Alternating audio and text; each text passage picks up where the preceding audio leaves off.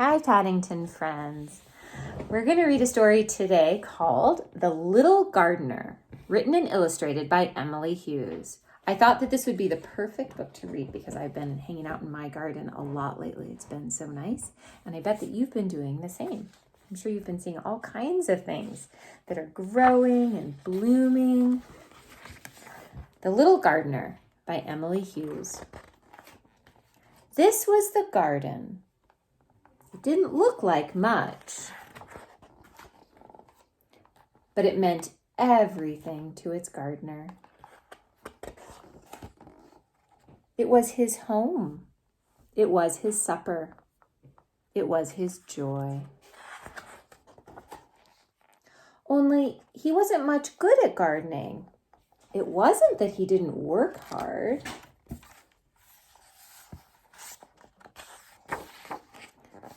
He worked hard, very, very hard. He was just too little. Do you see this little worm that's right by the gardener? That's how little he is. But there was one thing that did blossom in his garden. It was a flower. It was alive and wonderful. It gave the gardener hope, and it made him work even harder. He worked all morning. He worked all afternoon. He worked all night. That's a lot of work in a garden. Still, the garden was dying. He would have no home. He would have no supper without his garden.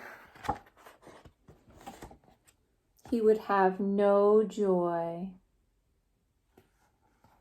One night, feeling tired and sad, he made a wish.